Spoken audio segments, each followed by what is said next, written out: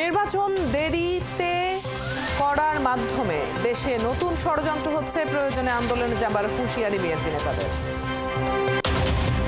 দ্রব্যমূল্য কমানো সহ নির্বাচনের রোডম্যাপের দাবিতে 12 থেকে 24 ফেব্রুয়ারির মধ্যে 8 দিন বিএনপির নতুন কর্মসূচি।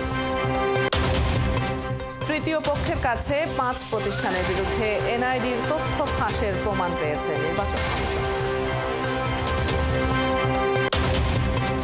ডেভিল হান্টের দ্বিতীয় দিনে গাজীপুরে আরও 100 জন আটক, অপরাধী যেই হোক গ্রেপ্তার অব্যাহত রাখার ঘোষণা। চট্টগ্রামের কোতোয়ালির কোরবানীগঞ্জে আগুনে শ্বাসরোধ হয়ে মারা গেছে এক দম্পতি, চিকিৎসাধীন আরও 3 জন।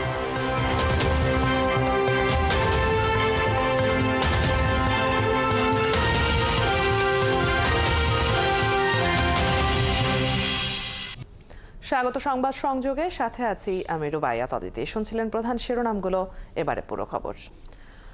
নির্বাচন বিলম্ব করে দেশে নতুন করে ষড়যন্ত্র হচ্ছে বলে অভিযোগ করেছেন বিএনপি নেতারা, কিন্তু বিএনপি আর সেই সুযোগ দেবে না। প্রয়োজনে আবারও আন্দোলনে যাবার হুঁশিয়ারি দিয়েছেন তারা। সোমবার প্রেস ক্লাবে আলাদা দুটি অনুষ্ঠানে এসব কথা বলেন বিএনপি চেয়ারপারসনের উপদেষ্টা জয়নুল আবদিন ফারুক ও দলের স্থায়ী কমিটির সদস্য শামসুজ্জামান দুদু। নির্বাচন দেরি করে মঈনুদ্দিন ফখরুদ্দিনের পথে যাচ্ছেন কিনা সেই প্রশ্নও তোলেন তারা। 2026 সালের মাঝামাঝি নির্বাচন হবে এমন কথা যেন উপদেষ্টারা আর না বলেন, সেই বিষয়েও খেয়াল রাখার পরামর্শ দেন বিএনপির এই দুই নেতা। সংস্কার চলবে, সেই সংস্কার কম সময়ের মধ্যে করে নির্বাচনে ম্যাপ দেন, রোড দেন, তাড়াতাড়ি করেন, না হলে অস্থিরতা আবার বেড়ে যাবে, আবার কোন ষড়যন্ত্র ফাঁক করে ঢুকে যাবে, সেই ষড়যন্ত্র রুখতে রুখতে আবার সময় অতিবাহিত করবেন। আমরা সেটা আর গ্রহণ করতে চাই। নিত্য পণ্যের দাম সহনীয় রাখা, আইন শৃঙ্খলা পরিস্থিতির উন্নতি, নির্বাচনের রোডম্যাপ ঘোষণা এবং ফ্যাসিবাদীদের নানা ষড়যন্ত্র মোকাবেলার দাবিতে সারা দেশে সমাবেশের ঘোষণা দিয়েছে বিএনপি। আগামী 12 থেকে 24 ফেব্রুয়ারির মধ্যে 8 দিনে 64 জেলায় এই কর্মসূচি পালন করা হবে বলে এক সংবাদ বিজ্ঞপ্তিতে জানানো হয়েছে। সোমবার দলের সিনিয়র যুগ্ম মহাসচিব রুহুল কবির রিজভী স্বাক্ষরিত এক সংবাদ বিজ্ঞপ্তিতে এই ঘোষণা দেওয়া হয়েছে। এতে সমাবেশের দিনক্ষণ ও কেন্দ্রীয় নেতারা কোথায় বক্তব্য দেবেন তার তালিকা প্রকাশ করা হয়েছে। তৃতীয় পক্ষের কাছে 5 প্রতিষ্ঠানের বিরুদ্ধে এনআইডির তথ্য ফাঁসের প্রমাণ পেয়েছে নির্বাচন কমিশন। সকালে আগারগাঁওয়ে নির্বাচন ভবনে এনআইডি যাচাই সেবা প্রদানকারী প্রতিষ্ঠানগুলোর সঙ্গে মতবিনিময় সভা শেষে সাংবাদিকদের এ তথ্য জানান নির্বাচন কমিশন সচিব আখতার আহমেদ। অভিযুক্ত 5 প্রতিষ্ঠান হল স্বাস্থ্য অধিদপ্তর, ইউসিবি ব্যাংকের উপায়, চট্টগ্রাম পোর্ট অথরিটি, মহিলা বিষয়ক অধিদপ্তর, অর্থ মন্ত্রণালয়ের আইবাস। এই প্রতিষ্ঠানগুলোকে শোকজ করা সহ অসতর্কতায় না ইচ্ছাকৃতভাবে হয়েছে তা খতিয়ে দেখা হচ্ছে বলেও জানান সচিব। এনআইডি অনুবিভাগ থেকে 182টি প্রতিষ্ঠান এই সেবা নেয়। ডেটা ইউজের ক্ষেত্রে যা সীমিত রাখা উচিত বলেও মনে করেন তিনি। সচিব আরও বলেন, বেশ কিছু প্রতিষ্ঠান থেকে আবার অন্য প্রতিষ্ঠানে সেবা নিচ্ছে, যা চুক্তির শর্ত ভঙ্গ করে। কোনো প্রতিষ্ঠানের কতটুকু তথ্য প্রয়োজন, যতটুকু নিচ্ছে তা বেশি নিচ্ছে কিনা তা পর্যালোচনা করা হবে অংশীজনদের সাথে বলেও জানান তিনি।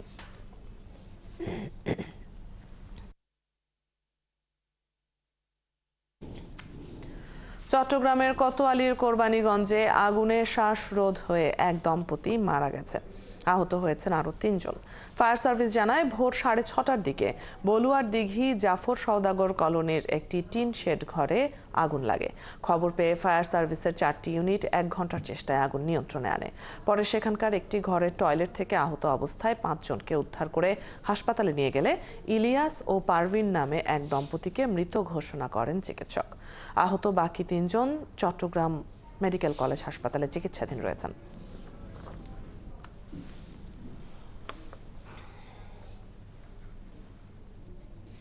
এই ঘটনার বিস্তারিত জানাতে চট্টগ্রাম থেকে যুক্ত হচ্ছেন সহকর্মী প্রণবেশ চক্রবর্তী। প্রণবেশ, আগুনের ঘটনাটি কিভাবে ঘটেছে, ফায়ার সার্ভিস কি জানিয়েছে, আর আহত 3 জনের অবস্থা এখন কেমন বলছেন চিকিৎসকরা? অদিতি, চট্টগ্রামের কোরবানীগঞ্জের বলুয়ার দিঘির পারে জাফর কলোনিতে যে সকালবেলা অগ্নিকাণ্ডের ঘটনা ঘটেছে তাতে এক দম্পতি মৃত্যুবরণ করেছেন। আর তারা মূলত আগুন, এটি একটি বস্তি এলাকার মতোই সেমি পাকা ঘর। সেখানে যখন আগুন লেগে যায় তখন তারা টয়লেটে ঢুকে যান।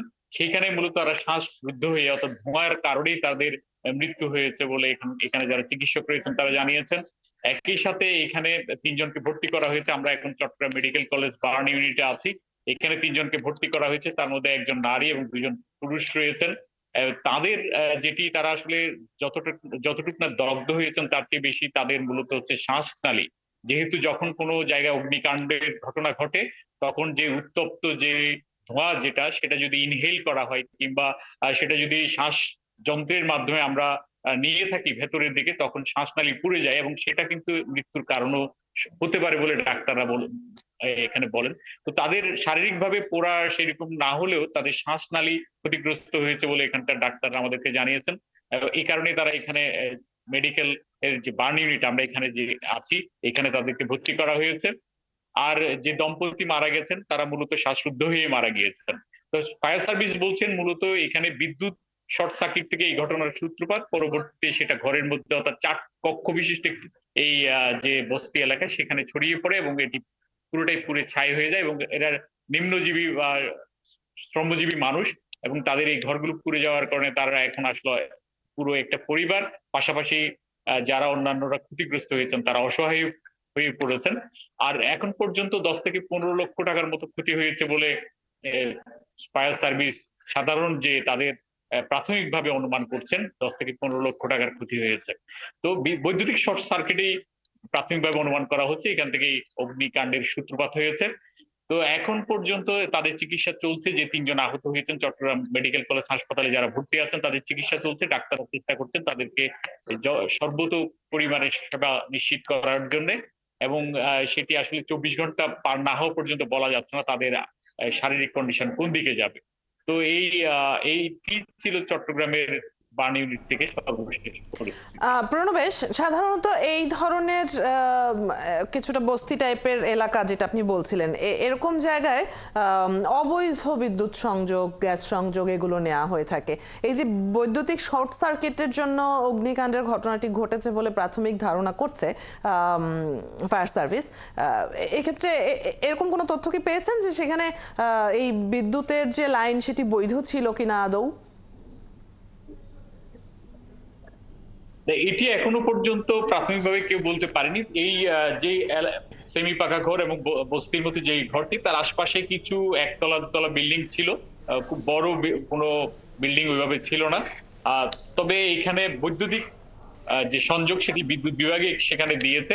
তবে সেখানে কোনো অবৈধ সংযোগ ছিল কিনা, কারণ বস্তি এলাকায় সাধারণভাবে দেখা যায় যে একটি মিটার ইউজ হলেও মিটার অবৈধভাবে এখানে বিদ্যুৎ বিভাগের অনেক কর্মীরা যুক্ত থাকেন। আবার একটি মিটার থাকলেও দেখা যায় যে অনেকগুলো মিটারে সেখান থেকে বাইরে থেকে লাইন নিয়েও কিন্তু অনেক এখানে বস্তি এলাকা এবং পাহাড়ি যেসব বস্তি এখানে চট্টগ্রামের আছে সেখানে কিন্তু অনেক জায়গায় এরকম প্রমাণ পাওয়া গেছে এবং সেগুলো বিভিন্ন সময় জেলা প্রশাসন কিংবা প্রশাসনের পক্ষ থেকে গিয়ে ড্রাইভ দিয়ে সেগুলো কেটে দেওয়া হয়। আবার দেখা যায় কিছুদিন পর সেগুলো আবার তৈরি হয়ে যায় এবং বিদ্যুৎ বিভাগের কর্মীরাও কিন্তু এই লাইনগুলো দেওয়ার ক্ষেত্রে অনেক দায়ী থাকে বা তাদের বিরুদ্ধে অভিযোগটাই মূলত প্রধানভাবে থাকে। তো এখানে সেটি হয়েছে কিনা সেটি আসলে খতিয়ে দেখা হচ্ছে। ফায়ার বিভাগ এবং জেলা প্রশাসন এবং অন্যান্য সংস্থা যারা রয়েছেন তারা সমন্বিতভাবে কাজ করে যাচ্ছেন। সেটি অনুসন্ধান শেষে বলা যাবে সেখানে এই বৈদ্যুতিক যে লাইনটা ছিল সেটি আসলে কি অনুমোদন নাকি অনুমোদনবিহীন, সে কাজটি চলছে। এটি যখন তদন্ত রিপোর্ট দেওয়া হবে তখনই হয়তো বেরিয়ে আসবে এটি আসলে অনুমোদনবিহীন ছিল কিনা নাকি অনুমোদন ছিল। প্রণবেশ, ধন্যবাদ। আপনার কাছ থেকে জেনে নিচ্ছিলাম সবশেষ পরিস্থিতি। দর্শক, চট্টগ্রাম থেকে সহকর্মী প্রণবেশ চক্রবর্তী যুক্ত হয়ে সেখানে আজকে ঘটে যাওয়া অগ্নিকাণ্ডের সবশেষ পরিস্থিতি জানিয়ে দিচ্ছিলেন। ঢাকার পিলখানা হত্যার ঘটনায় বিস্ফোরক আইনে করা মামলার সাবেক বিডিআর সদস্যদের সাক্ষ্য গ্রহণ চলছে। সোমবার কেরানীগঞ্জে কেন্দ্রীয় কারাগারে স্থাপিত বিশেষ আদালতে জামিন শুনানিতে কড়া পাহারায় আদালতে আনা হয় বিডিআর সদস্যদের সকাল 9:30টার পরে। এর আগে গত 23 জানুয়ারি দীর্ঘ 16 বছর পর বিস্ফোরক আইনে জামিন পান 168 বিডিআর সদস্য। বিস্ফোরক আইনের মামলায় 834 জন আসামির বিরুদ্ধে বিচার কাজ শুরু হয় 2010 সালে। 2009 সালের 25 ও 26 ফেব্রুয়ারি ঢাকার পিলখানায় সীমান্তরক্ষী বাহিনীর সদর দপ্তরে বিদ্রোহের ঘটনায় 57 সেনা কর্মকর্তা সহ 74 জন নিহত হন। ওই ঘটনায় হত্যা ও বিস্ফোরক আইনে 2টি মামলা হয়।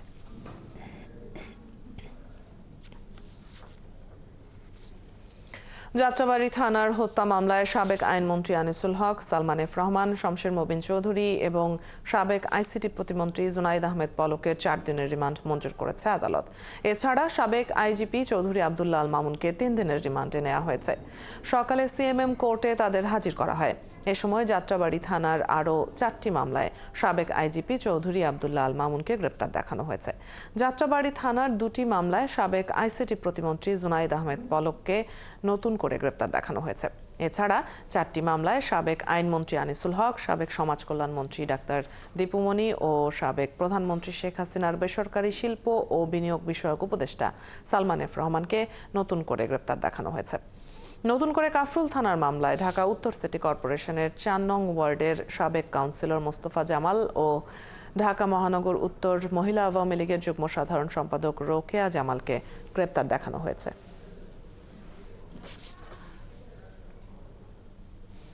সিরাজগঞ্জ 6 আসনের সাবেক সংসদ সদস্য চয়ন ইসলামকে গাজীপুর থেকে গ্রেপ্তার করেছে পুলিশ।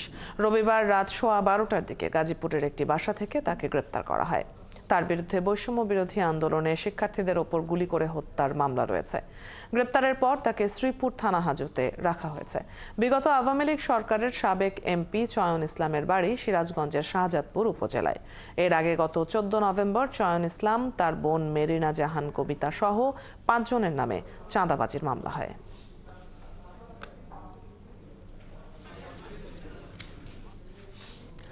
হোটেল ইন্টারকন্টিনেন্টালের সামনের সড়কের অবরোধ তুলে নিয়েছে জুলাই আন্দোলনে অংশ নেওয়া প্রবাসীরা। এর আগে সকাল 11টা থেকে ঘণ্টাখানেকের জন্য সড়কটি আটকে বিক্ষোভ করে তারা। পরে 5 সদস্যের একটি দল প্রধান উপদেষ্টার সাথে দেখা করতে গেলে সড়ক ছেড়ে দেয় আন্দোলনকারীরা। বিক্ষোভে অংশ নেয় সংযুক্ত আরব আমিরাত, কাতার সহ মধ্যপ্রাচ্যের কয়েকটি দেশের প্রবাসীরা। তারা বলেন, ছাত্র জনতার আন্দোলনে সমর্থন জানিয়ে আন্দোলন করে প্রবাসে গ্রেপ্তার হন। পরে শেখ হাসিনার পতনের পর অন্তর্বর্তী সরকারের সহযোগিতায় কারাগার থেকে বের হয়ে দেশে ফিরে আসেন। তাই তাদের কর্মসংস্থান সহ 5 দফা দাবি জানায় তারা। এর মধ্যে পুনরায় বিদেশে গিয়ে কাজের সুযোগ চান প্রবাসীরা। একই সঙ্গে ওইসব দেশের আওয়ামী লীগের নেতাকর্মীদের বিচারের দাবি জানান তারা।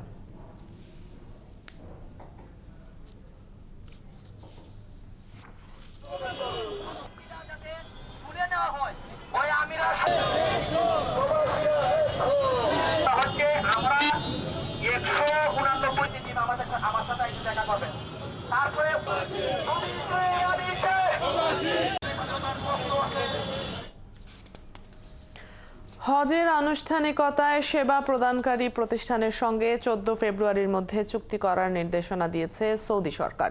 দুপুরে সচিবালয়ে ধর্ম উপদেষ্টা ডক্টর আ.ফ.ম. খালিদ হোসেন আরও জানান, এই সময়সীমা আর বাড়ানো হবে না।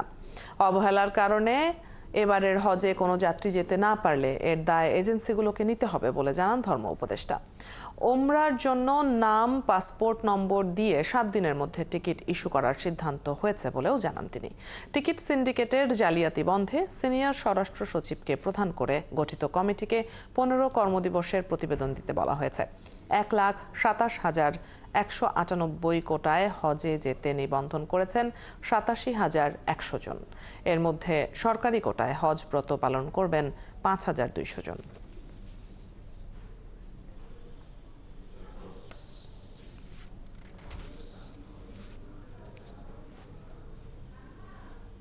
তো আশা করছি আগামী বছর যদি আমরা থার্ড ক্যারিয়ারের অনুমতি পাই, তখন একবার ওপেন টেন্ডার দিয়ে আমরা এমিরেটস, গালফ এয়ার অথবা কাতার এয়ারওয়েজের সাথে আমরা কম্পিটিশনে যাব।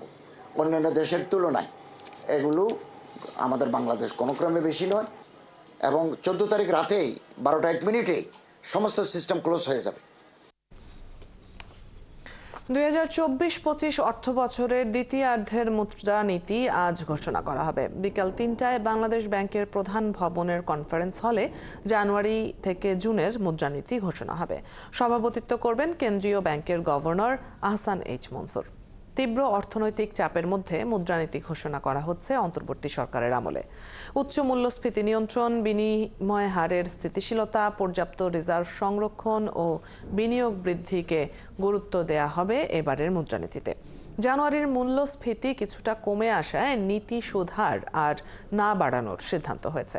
অন্তর্বর্তী সরকারের প্রথম 6 মাসে অর্থনীতিতে বড় কোনো স্বস্তি ফেরানো না গেলেও অর্থ পাচারের বিরুদ্ধে কঠোর নীতির কারণে আগের মতো আর বৈদেশিক মুদ্রার রিজার্ভ কমছে না। গত বুধবার রিজার্ভ দাঁড়িয়েছে $20.20 বিলিয়ন। গাজীপুরে পুলিশ ও যৌথ বাহিনীর অপারেশন ডেভিল হান্ট অভিযানে এখন পর্যন্ত 13 থানা ও মেট্রোপলিটন এলাকায় আলাদা অভিযানে 180 জনকে আটক করেছে যৌথ বাহিনী। গ্রেপ্তার আতঙ্কে বাড়ি ছেড়েছেন এলাকার অনেকেই। এদিকে বৈষম্য বিরোধী শিক্ষার্থীরা জানিয়েছেন তাদের ওপর হামলাকারীরা চিহ্নিত হওয়া সত্ত্বেও এখনো গ্রেপ্তার হয়নি। তাই দ্রুত তাদের গ্রেপ্তার ও অবৈধ অস্ত্র উদ্ধারের দাবি জানান তারা।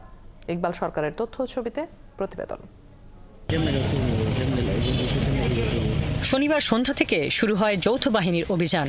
এরপরই রাত 9টার দিকে দক্ষিণখান এলাকায় আওয়ামী লীগ নেতা ও সাবেক মুক্তিযুদ্ধ বিষয়ক মন্ত্রী আকম মোজাম্মেল হকের বাড়িতে যায় র্যাব। সেখানে জিজ্ঞাসাবাদ করা হয় কয়েকজনকে। ওই এলাকার বেশিরভাগ বাড়িতেই এখন ঝুলছে তালা। রাস্তাঘাটেও তেমন লোকজন দেখা যায়নি। পুলিশি হয়রানি বা গ্রেপ্তার আতঙ্কে বাড়ি ছেড়েছেন এলাকার অনেক বাসিন্দা। এর আগে গাজীপুর জেলা প্রশাসক কার্যালয়ের সামনে চেকপোস্ট বসায় সেনাবাহিনী। এদিকে অপরাধীদের গ্রেপ্তারের পাশাপাশি অবৈধ অস্ত্র উদ্ধারের বিষয়ে জোর দিয়েছেন গাজীপুরের ছাত্র জনতা। আমাদের আরো দাবি হচ্ছে যে অবৈধ অস্ত্রগুলো রয়েছে তাও যাতে জব্দ করা হয়, না হলে এই অবৈধ অস্ত্রের মুখে কিন্তু আমাদের সাধারণ ছাত্র জনতা তারা কিন্তু কেউই নিরাপদ না। আর ডিসি অফিসের গেটের মতো জায়গায় যদি গুলি করতে পারে, যদি সাধারণ ছাত্রদের উপর গুলি করতে পারে, একটা জেলা প্রশাসকও তো নিরাপদ নয় সেই ক্ষেত্রে। বৈষম্য বিরোধী শিক্ষার্থীরা আরও জানান গ্রেপ্তার হচ্ছে, কিন্তু শুক্রবার রাতে মোজাম্মেল হকের বাড়ির সামনে যারা হামলা করেছিল তারা এখনও গ্রেপ্তার হয়নি। অথচ তারা সবাই চিহ্নিত এবং সামাজিক যোগাযোগ মাধ্যমে সক্রিয়। অপারেশন ডেভিল হান্টস যেটা পরিচালনা করছে, তো আমাদের প্রাপ্তি হয়তো ছিল যে এখন মিনিমাম অন্তত 400-500 আওয়ামী দোসরদের গ্রেফতার হয়ে যাওয়ার কথা ছিল। তো অপরাধীদের পরিচয় একদম ক্লিয়ার এবং অনলাইন মিডিয়াতে তা ঘুরে ঘুরে বেড়াচ্ছে বিভিন্ন জায়গায়। তো সুতরাং তারা যুবলীগের পদধারী কিছু নেতা, আওয়ামী লীগের পদধারী নেতা, ছাত্রলীগের পদধারী নেতা। এদিকে গাজীপুরের পুলিশ সুপার জানান চলমান অপারেশন ডেভিল হান্টের আওতায় তারা কাজ করে যাচ্ছেন। এটা চলবে, এটা তো আপনার এখনো কতদিন চলবে এ সংক্রান্ত তো কোনো আপনার নির্দেশনা আসে নাই। অপারেশন চলবে এটা। এর আগে শনিবার রাতেই গাজীপুরের ঘটনায় দায়িত্বে অবহেলার অভিযোগে সদর থানার ভারপ্রাপ্ত কর্মকর্তাকে প্রত্যাহারের ঘোষণা দেয় গাজীপুর মহানগর পুলিশ কমিশনার। শুক্রবার রাতে গাজীপুরের ছাত্রদের ওপর হামলার প্রেক্ষিতে শনিবার থেকে গাজীপুর সহ সারা দেশে বিশেষ অভিযান অপারেশন ডেভিল হান্ট শুরু করে যৌথ বাহিনী। হাসিবা আলী বর্ণা, ৭১। গাজীপুরের আজকের খবর জানবো সহকর্মী ইকবাল সরকারের কাছ থেকে। ইকবাল, নতুন করে কতজন গ্রেপ্তার হয়েছেন আর যৌথ বাহিনীর অভিযানের সবশেষ কি খবর আছে আপনার কাছে?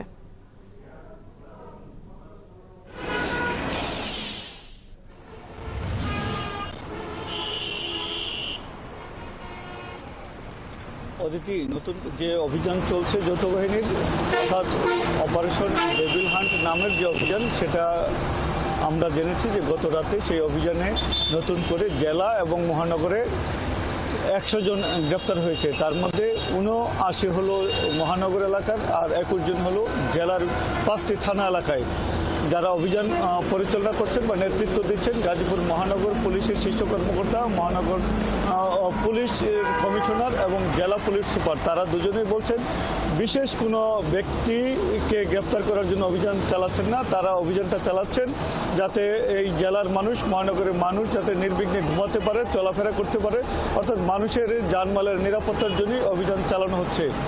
এই 2 দিনে এই পর্যন্ত 180 জন গাজীপুর থেকে গ্রেপ্তার হয়েছে। এই যে গ্রেপ্তার হয়েছে এর মধ্যে রয়েছেন, গত রাতে যে গ্রেপ্তার হয়েছেন তার মধ্যে রয়েছেন সিরাজগঞ্জের সাবেক এমপি চয়ন ইসলাম এবং গাজীপুর যুব মহিলা লীগের সাধারণ সম্পাদক আনু সরকার। তারা সহ যারা গ্রেপ্তার হচ্ছেন তারা সবাই আওয়ামী লীগের রাজনীতিতে জড়িত, আওয়ামী লীগ, যুবলীগ বা অন্যান্য গণ সংগঠনের সাথে তারা জড়িত।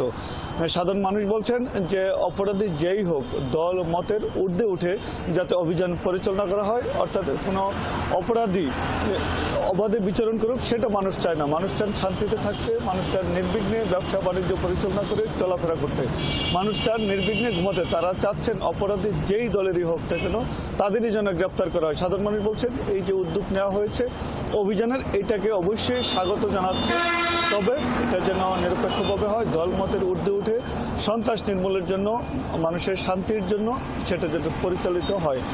আর যারা বৈষম্য বিরোধী ছাত্র আন্দোলনের নেতাকর্মী রয়েছেন তাদের দাবি আকুল মোজাম্মেল হকের বাড়িতে সেদিনের রাতে যারা গ্রেপ্তার করেছিল, তারা যারা হামলা করেছিল তারা অনেকটাই চিহ্নিত, তাদের যাতে দ্রুত গ্রেপ্তার করা হয়।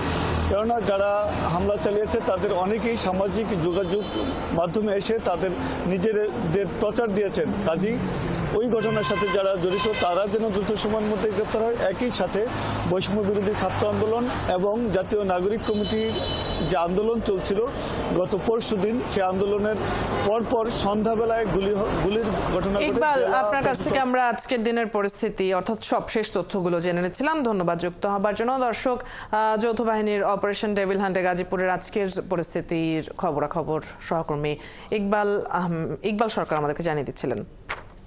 সারা দেশে যৌথ বাহিনীর অপারেশন ডেভিল হান্ট চলছে। সারা দেশের শহরে টহল দিচ্ছে পুলিশ, র্যাব ও সেনাবাহিনীর একাধিক টিম। পুলিশ জানিয়েছে প্রকৃত অপরাধী, দুর্নীতিবাজ আর রাজনৈতিক ফায়দা আদায়কারীদের আইনের আওতায় আনা হবে। সহকর্মীদের তথ্য ও ছবিতে প্রতিবেদন। চট্টগ্রামের গুরুত্বপূর্ণ পয়েন্ট ও সড়কে চেকপোস্ট বসিয়েছে পুলিশ। সে সাথে সেনাবাহিনী আর বিজিবি টহল দিচ্ছে নগরীর রাস্তায় রাস্তায়। এরই মধ্যে চট্টগ্রামের বিভিন্ন এলাকায় অভিযান চালিয়ে কয়েকজনকে আটকও করা হয়েছে। আটকদের মধ্যে আওয়ামী লীগের সাবেক নারী কাউন্সিলর এবং ছাত্রলীগের নেতাকর্মী সহ বিভিন্ন মামলার আসামিরা রয়েছেন। নাগরিক নিরাপত্তার জন্য যৌথ বাহিনীর এই যে অপারেশনটা, এটা খুবই প্রশংসনীয়। আওয়ামী লীগের দোষররা এখনো বাংলাদেশে রয়ে গেছে, যার কারণে ওরা গুপ্তচরে হামলা করছে আমাদের উপর। ময়মনসিংহে ডেভিল হান্ট অভিযানে গ্রেপ্তার হওয়াদের মধ্যে রয়েছেন আওয়ামী লীগ ও যুবলীগের নেতাকর্মী সহ পুলিশের 5 সদস্য, যাদের নামে আগে থেকেই রয়েছে সুনির্দিষ্ট অভিযোগ।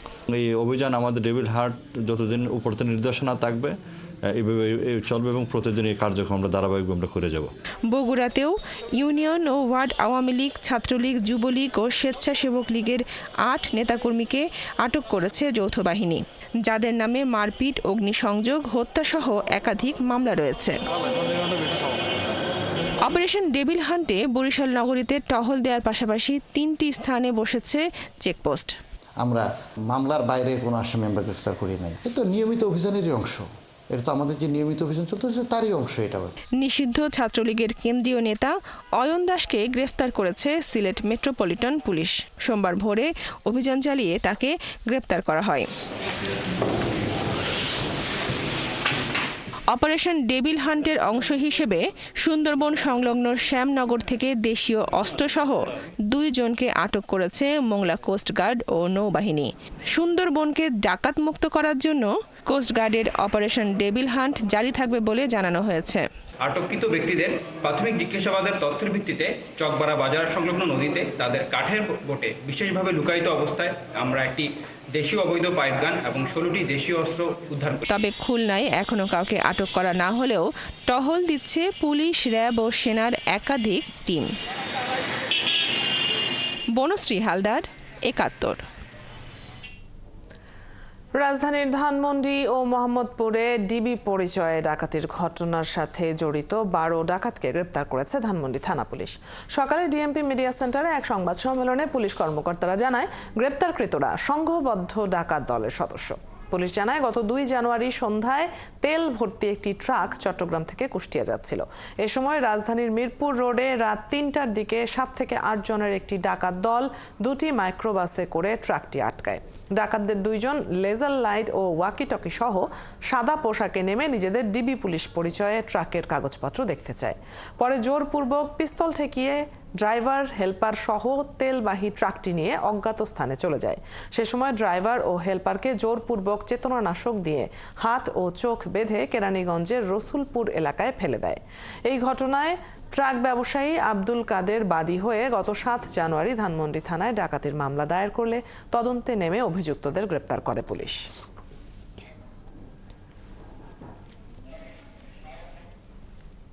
দুর্নীতির অনেক বড় অভিযুক্তরা বিদেশে অবস্থান করছেন। তাদের ফিরিয়ে এনে কাঠগড়ায় দাঁড় করানো হবে বলে মন্তব্য করেছেন দুর্নীতি দমন কমিশনের চেয়ারম্যান ডক্টর মোহাম্মদ আব্দুল মোমেন। সকালে মুন্সিগঞ্জের গজারিয়ার চর বাউশিয়া ইঞ্জিনিয়ারিং স্টাফ কলেজে দুদক কর্মকর্তাদের এক প্রশিক্ষণের উদ্বোধনী অনুষ্ঠানে তিনি এসব কথা বলেন। দুদক চেয়ারম্যান আরও বলেন, অপারেশন ডেভিল হান্ট সরকারি কর্মসূচি, এর থেকে দুদক সুবিধা পেতে পারে। তিনি বলেন, দুর্নীতির একটি বড় উৎস প্রকিউরমেন্ট বা সরকারি ক্রয় পদ্ধতি।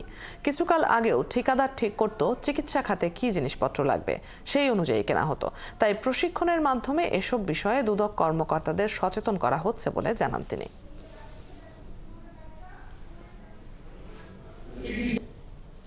এই প্রক্রিয়াটা খুব সহজ প্রক্রিয়া নয়। আমাদের প্রথমত তাদের সাথে আমাদের এক্সট্রাডিশন ট্রিটি থাকতে সেই দেশের সাথে, আবার সেই দেশ থেকে আনাটা, আমরা যেমন আমাদের কয়েকজন বড় আসামির কথাই জানি যে আমাদের পার্শ্ববর্তী দেশে আছেন, তো সেটা মানে সরকারি পদক্ষেপ যেভাবে হবে নিশ্চয়ই একটা সময় আমরা আশা করবো যে তাদের আমরা কাঠগড়ায় দাঁড়া করব। মেক্সিকোতে বাংলাদেশের রপ্তানি $1 বিলিয়ন মার্কিন ডলারে উন্নীত করার লক্ষ্য নির্ধারণ করা হয়েছে বলে জানিয়েছেন দেশটিতে নিযুক্ত বাংলাদেশের রাষ্ট্রদূত মুশফিকুল ফজল আনসারি। মেক্সিকোর স্থানীয় সময়ে রোববার বাংলাদেশ দূতাবাসের উদ্যোগে মিট দ্য অ্যাম্বাসেডর শীর্ষক এক মতবিনিময় অনুষ্ঠানে তিনি এসব কথা জানান। মুশফিকুল ফজল বলেন, মেক্সিকোতে বাংলাদেশের রপ্তানি $1 বিলিয়ন মার্কিন ডলারে উন্নীত করার লক্ষ্য নির্ধারণ করে তৈরি পোশাক, ওষুধ রপ্তানি বৃদ্ধির পাশাপাশি তুলনামূলকভাবে পিছিয়ে থাকা চামড়াজাত পণ্য, আইটি সেবা এবং কৃষি পণ্যের রপ্তানি বাড়ানোর পরিকল্পনা নেওয়া হবে। এছাড়া বৈষম্যহীন বাংলাদেশ গড়ার অঙ্গীকার ব্যক্ত করে সবাইকে ঐক্যবদ্ধ থাকার আহ্বানও জানান রাষ্ট্রদূত মুশফিকুল ফজল আনসারি।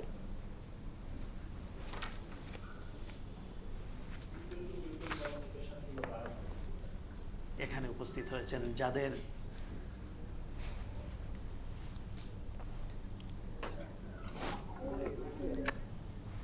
একটি গণ অভ্যুত্থানের মধ্য দিয়ে একটি স্বৈরাচারের পতন ঘটিয়ে যে আমরা অর্জন করেছি, এবং এটির মূল বিষয় ছিল যে আমরা একটি পরিবর্তন সূচনা করব। আমাদের ম্যান পাওয়ার আছে, এই ম্যান পাওয়ারটা আমরা যেখানেই যাই সেখানেই যাতে আমরা কাজে লাগাতে পারি। তো যেখানে বৈধ পথে আসা যায়, আসার সুযোগ আছে, সেখানে কেন এই জিনিসগুলো করতে? সরকারি প্রাথমিক বিদ্যালয়ে সহকারী শিক্ষক পদে ঢাকা ও চট্টগ্রাম বিভাগের ৬,৫৩১ জনের দ্রুত নিয়োগের দাবিতে আবারও রাস্তায় নেমেছেন তারা। এই মুহূর্তে সেখানে আছেন সহকর্মী সুমন তানভীর, সরাসরি যুক্ত হয়ে তার কাছ থেকে জেনে নেব পরিস্থিতি। সুমন, প্রাথমিক সহকারী শিক্ষকদের দাবি মেনে নিতে সরকারের পক্ষ থেকে কোনো ধরনের আশ্বাস পাওয়া গেছে কিনা, সেখানে কি বলছেন দাবি জানাতে আসা আন্দোলনকারীরা?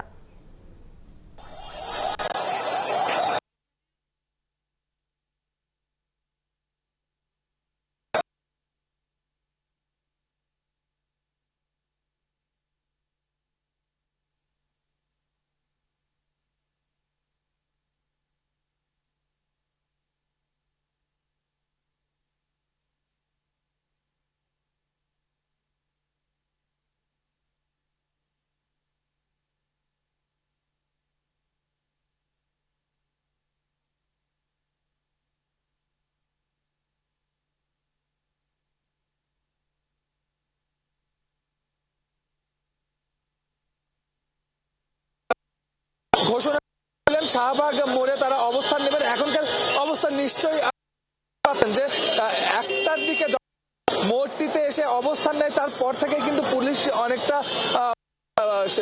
বুঝিয়ে শুনিয়ে রাস্তা থেকে সরিয়ে না। তারা যেহেতু আগেই ঘোষণা এখন পর্যন্ত তাদের দাবি পূরণ করা না হবে, অর্থাৎ তাদেরকে ততক্ষণ অবস্থান কর্মসূচি বহাল রাখবেন, এমন প্রেক্ষাপটে আপনি নিশ্চয় জানেন এই শাহবাগ মোড়টি কিন্তু আসলে খুবই গুরুত্ব, অনেকগুলো হসপিটাল আছে, সেই সঙ্গে প্রতিদিন অসংখ্য মানুষের যাতায়াত এই মোড়কে ঘিরে। এই জায়গাটি কিন্তু পুরো অচল হয়ে গিয়েছে, এখন পর্যন্ত কিন্তু অচল আছে। অর্থাৎ আমি বলছি যে পুলিশ যখন এদেরকে ওপর অনেকটা মারমুখী আচরণ করছে কিংবা এদেরকে উঠিয়ে দেওয়ার চেষ্টা করছে, আপনি দেখছিলেন যে এখানে জলকামান নিয়োগ কিছুক্ষণ আগে পানি নিক্ষেপ করা হলো, তারপরেও কিন্তু এদের একটি অংশ এখান থেকে সরে গেলেও একটা বড় অংশ কিন্তু এখন পর্যন্ত এখানেই আছেন। এবং বিশেষ করে যারা মহিলারা আছেন তারা কিন্তু তাদের জায়গা থেকে 1 ইঞ্চিও সরছেন। এবং কিছুক্ষণ আগে আমাদের সঙ্গে কিন্তু তাদের কথা হচ্ছিল এবং তারা বলছিলেন যে যতক্ষণ পর্যন্ত তাদেরকে নিয়োগ নিশ্চিত করা না হবে ততক্ষণ পর্যন্ত কিন্তু তারা এখান থেকে যাবেন না। অর্থাৎ তারা বলছেন যে এর আগে উপদেষ্টার যে সহকারী আছেন তার সঙ্গে তাদেরকে একটি আশ্বাস দিয়েছিলেন গত ডিসেম্বর মাসে, তার আগের মাসেও তাদেরকে আশ্বাস দেওয়া হয়েছিল। সেই আশ্বাসের প্রেক্ষিতে তারা এতদিন ধৈর্য ধারণ করে বসেছিলেন, কিন্তু এখন আসলে তাদের ধৈর্যের বাঁধ ভেঙে গেছে। কারণ তারা এই আন্দোলনটি এখনকার এই অন্তর্বর্তী সরকারের আমলে এসে করছেন, বিষয়টি এমন নয়।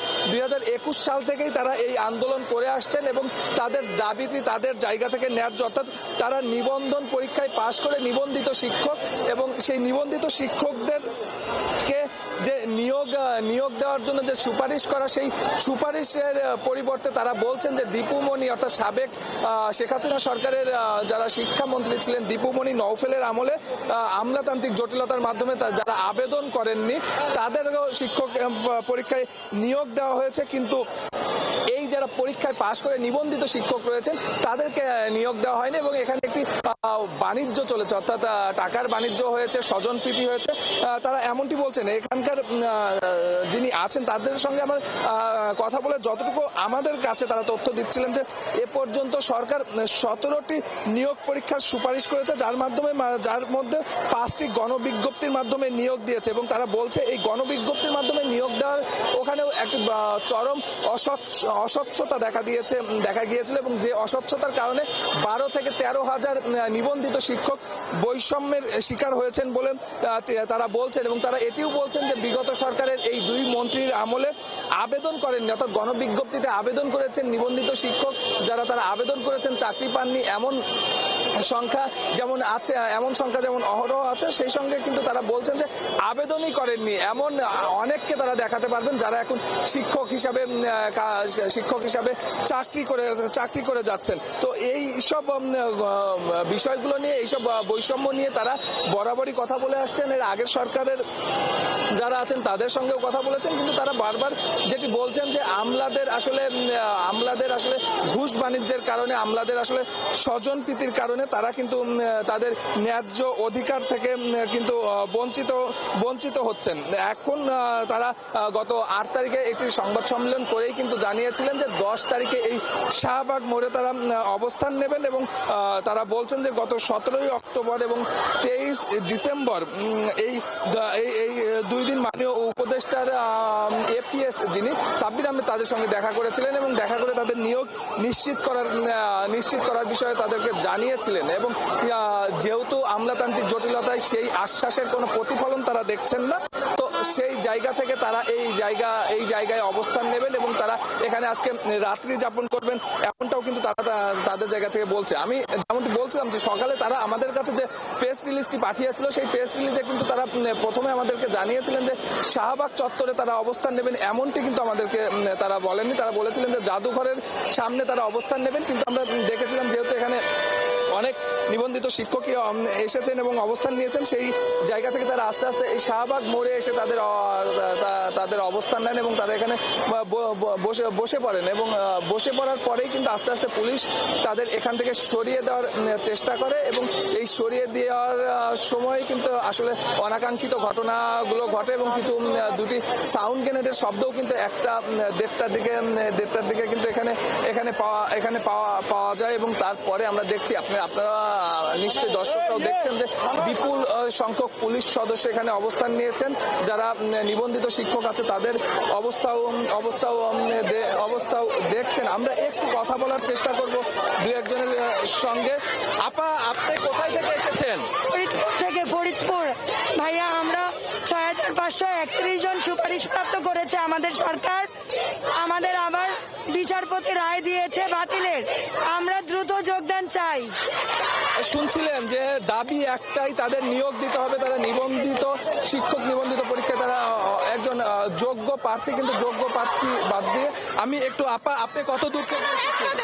আমি আসছি গাজীপুর জেলা থেকে। কি দাবি নিয়ে এখানে এসেছেন? কত দাবি বললে ভুল হবে, আমাদের হচ্ছে অধিকার। আমরা অধিকার আদায়ের জন্য এখানে আসছি। প্রাইমারিতে 3টা ধাপে পরীক্ষা হয়, প্রথম, দ্বিতীয়, তৃতীয় ধাপ। তৃতীয় ধাপে এই অন্তর্বর্তী সরকারি কিন্তু এই সরকারি আবার এদের হচ্ছে বঞ্চিত করে দিচ্ছে। আমাদের সাথে কেন এরকম বৈষম্য?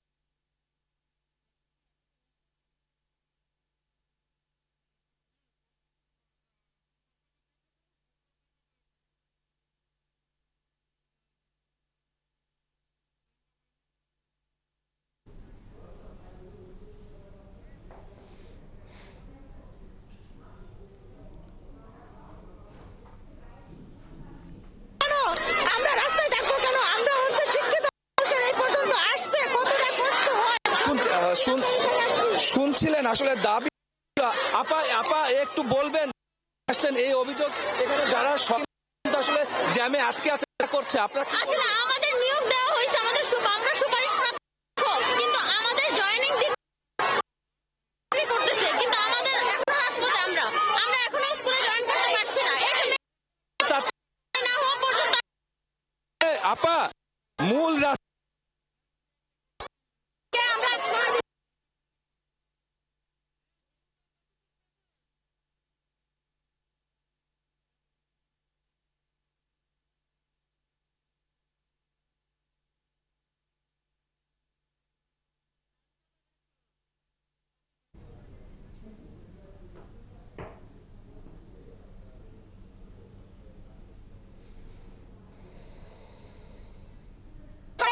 আমরা চাকরিচ্যুত হয়েছি, আমরা সরকারি চাকরি পাইয়া আবার চাকরিচ্যুত হয়েছি। এটা যে কতটা কষ্টের সমাজের পারিবারিক ভাবে।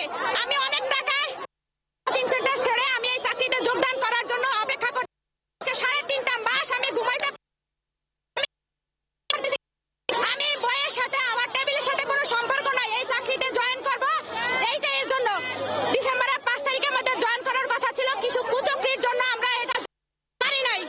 সেই আদালতের জন্য আমরা সঠিক রায়, এতদিন আজকে 3.5 মাস আমরা অপেক্ষা করছি, কিন্তু আমাদের বিপক্ষে কিছু কুচক্রি ভিতরে ঢুকে আমাদের বিপক্ষে রায় দিছে, যে কারণে আমাদের দেয়ালে পিঠ থেকে গেছে। এজন্য আমরা দেয়ালে পিঠ থেকে গেছে বিধায় আজকে রাস্তা অবরোধ। আমরা শান্তিপূর্ণ আন্দোলন করেছিলাম।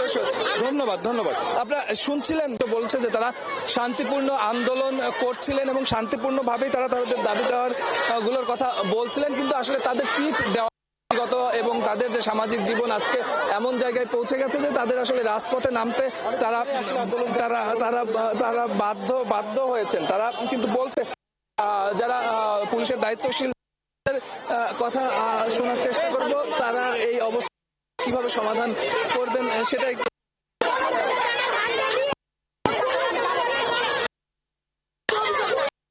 আমাদের সাথে কেন লাগতে আসছো এখানে? তো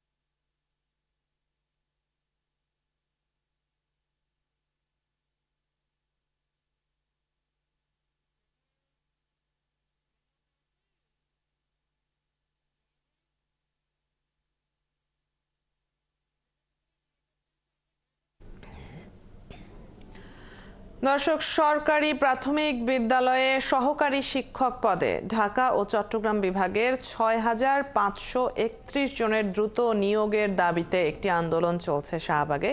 আমরা সেখানে সরাসরি যুক্ত আছি, তবে এই মুহূর্তে শুনতে পাচ্ছি না। ক্লিয়ার করুক, ওদের কি বিষয় আছে আমরা শুনবো, এটাই।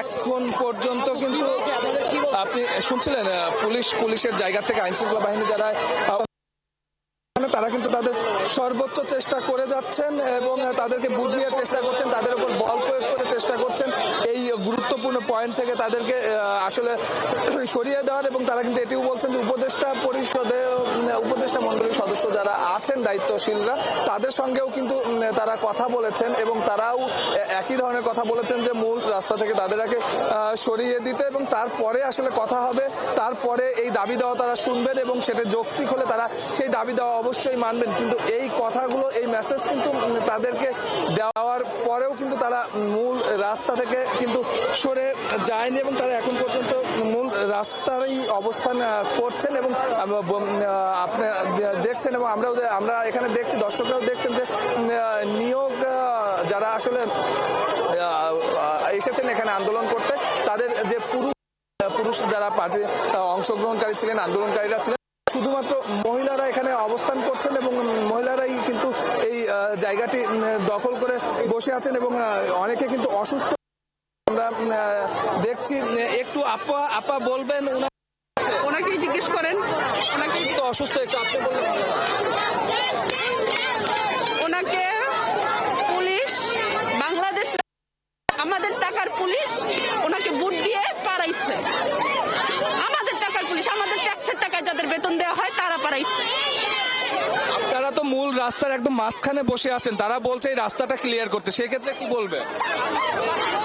বাংলাদেশে রাস্তা ক্লিয়ার করে কি হয় বলেন? কিছুদিন আগে আন্দোলন দেখছেন না আপনারা? রাস্তা কেন, পুরো বাংলাদেশই তো ব্লক ছিল। এইভাবে হবে? আমরা তো এখানে আপনি বলেন যেটা অন্যায় হয়েছে সেটা কি ঠিক হয়েছে? কেন এখানে আসতে হলো? এটা তো সরকার তৈরি করে দিচ্ছে এই সিচুয়েশনটা, এখানে তো কেউ সাথে আসে নাই। এই যে এখানে এসে শুয়ে থাকা আপনার ইচ্ছা হবে? পুলিশ আপনার সামনে বললো যে উপদেষ্টা মন্ডলীর সদস্য বলেছে আপনাদের সঙ্গে কথা বলবেন, তাহলে কি রাস্তাটা ছাড়া যায় না? গিয়েছিল তো উপদেষ্টার সঙ্গে দেখা করাবে বলে শাহবাগ থানা থেকে আমাদের প্রতিনিধি দল গিয়েছিল 6 জন, কিন্তু আমাদেরকে দেখা করানো হয়নি, আমাদেরকে ঘন্টার পর ঘন্টা বসিয়ে রাখা হয়েছে। তার পিএস এর সঙ্গে দেখা করানো হয়েছে। আমরা বলছি আমরা ডিরেক্ট স্যারের সঙ্গে কথা বলতে চাই। আমরা 6,500 সুপারিশ প্রাপ্ত, তার ভিতরে 4,500 আমরা মহিলা, যে মহিলাদের জন্য উনি নোবেল পুরস্কার পেয়েছেন। আমাদের ওই আবেদনটা জানাতে চেয়েছিলাম, উনি আমাদের জন্য করবেন, কিন্তু ওনার সঙ্গে দেখা করানো হলো না। আপনি শুনছিলেন আসলে আইন শৃঙ্খলা বাহিনী যে কথাই বলুক, যে আশ্বাসই দিক, কোনো আশ্বাসে আসলে তাদের এই জায়গা থেকে সরানো যাচ্ছে না এবং কিন্তু কিছুক্ষণ আগে 6,500 যে সুপারিশকৃত তার ভিতর বসে আছেন এবং তাদের এখান থেকে তারা ততক্ষণ পর্যন্ত সরবেন না যতক্ষণ পর্যন্ত তার সাথে সেই আশ্বাস বাস্তবায়নের একটা ডেডলাইন পাবেন, ততক্ষণ পর্যন্ত তারা এই রাজপথ ছাড়বেন না। তো এই ছিল আসলে শাহবাগ মোড় থেকে শিক্ষকদের আন্দোলন নিয়ে আমার কাছে সর্বশেষ। সুমন, আপনি আছেন সেখানে এবং নিশ্চয়ই আমরা পরবর্তী সংবাদগুলোতেও আপডেট জানতে পারবো। আন্দোলনের এই মুহূর্তের অবস্থা আমরা জেনে নিচ্ছিলাম। ধন্যবাদ যুক্ত হবার জন্য। দর্শক সহকর্মী সুমন তানভীর শাহবাগ থেকে যুক্ত ছিলেন এতক্ষণ আমাদের সাথে। প্রাথমিক বিদ্যালয়ের সহকারী শিক্ষক পদে যারা সরকারি অনুমোদন চাইছেন তারা একটি আন্দোলন করছেন, সেখানকার সবশেষ পরিস্থিতি জেনে নিচ্ছিলাম আমরা এতক্ষণ। চলছে সংবাদ সংযোগ, সরাসরি সংবাদ অনুষ্ঠান দেখতে চোখ রাখুন ৭১-এর ফেসবুক পেজে এবং সাবস্ক্রাইব করুন ৭১-এর ইউটিউব চ্যানেল। থাকুন ৭১-এর সাথে।